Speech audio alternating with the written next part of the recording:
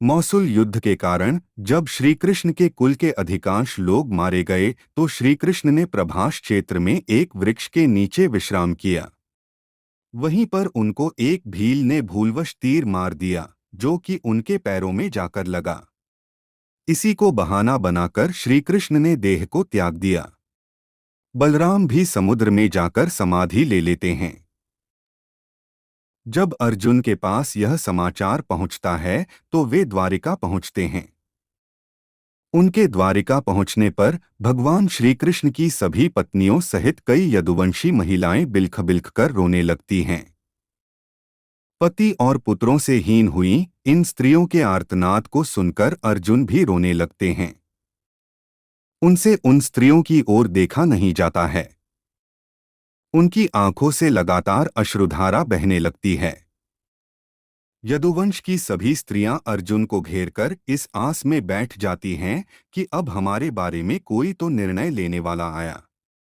पुरुषों में यदि कोई बचा था तो कृष्ण के प्रपौत्र वज्रनाभ और भगवान श्री कृष्ण के पिता वसुदेव ही। कुछ स्त्रियां गर्भवती थीं।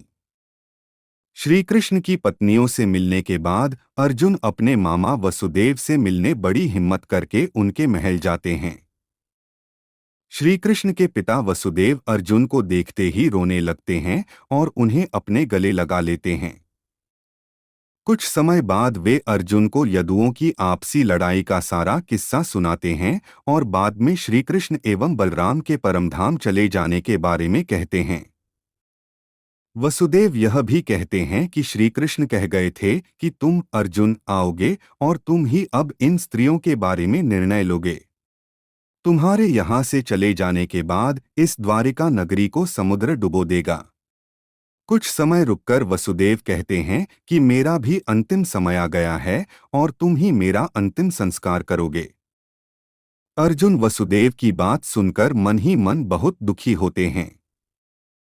तब वे वृषनिवंश के सभी मंत्रियों से मिलते हैं और वे इस वंश के सभी स्त्री, बालक और बूढ़ों को यहाँ से इंद्रप्रस्थ ले जाने के लिए इंतजाम करने का कहते हैं।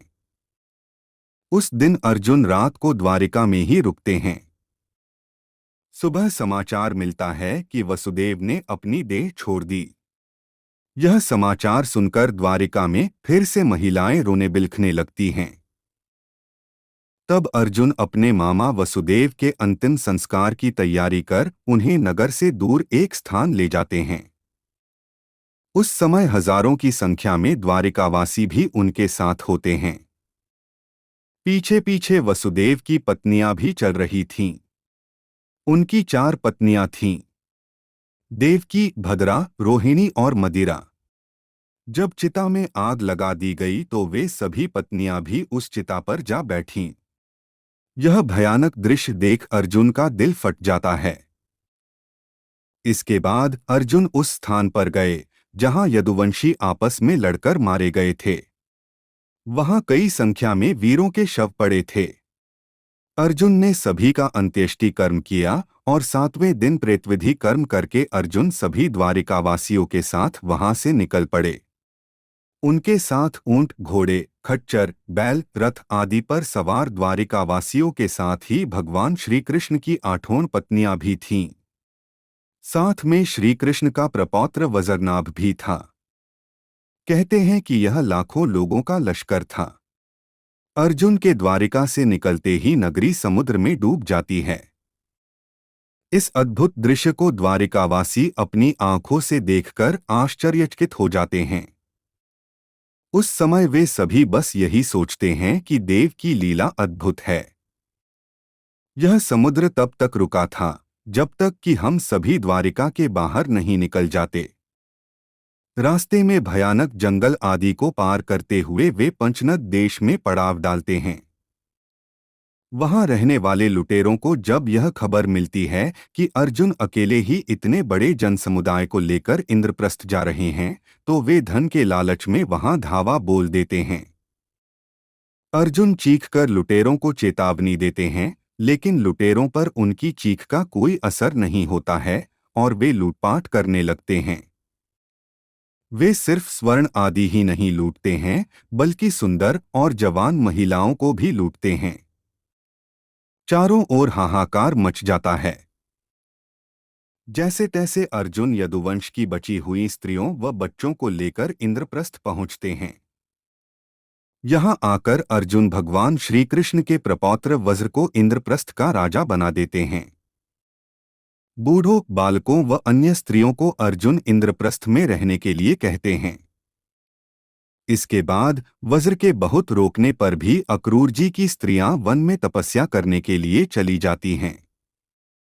भगवान श्री कृष्ण की 8 पत्नियां थीं, जिसमें से रुक्मिणी और जाम्बवंती अग्नि में प्रवेश कर जाती हैं। सत्यभामा तथा अन्य देवियां तपस्या का निश्चय करके वन में चली जाती हैं। गांधारी, शैब्या, हेमवती आदि का अग्नि में प्रवेश करने का उल्लेख मिलता है। श्री कृष्ण की पत्नियां सत्यभामा, जाम्बवंती, रुक्मिणी, कालिंदी, मित्रबिंदा, सत्या, भद्रा और लक्ष्मणा थीं। भगवान कृष्ण के वंश के बचे हुए एकमात्र यदुवंशी और उनके प्रपौत्र पोते का पुत्र वज्र को इंद्रप्रस्थ का राजा बनाने के बाद अर्जुन महर्षि वेदव्यास के आश्रम पहुंचते हैं। यहाँ आकर अर्जुन ने महर्षि वेदव्यास को बताया कि श्री कृष्ण बलराम सहित सारे यदुवंशी कैसे और किस तरह समाप्त हो चुके हैं। तब महर्षि ने कहा कि यह सब इसी प्रकार होना था, इसलिए इसके लिए शोक नहीं करना चाहिए।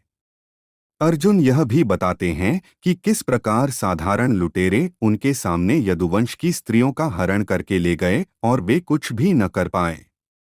इसके बाद किस तरह श्री कृष्ण की पत्नियों ने अग्नि में कूदकर जान दे दी और कुछ तपस्या करने वन चली गईं।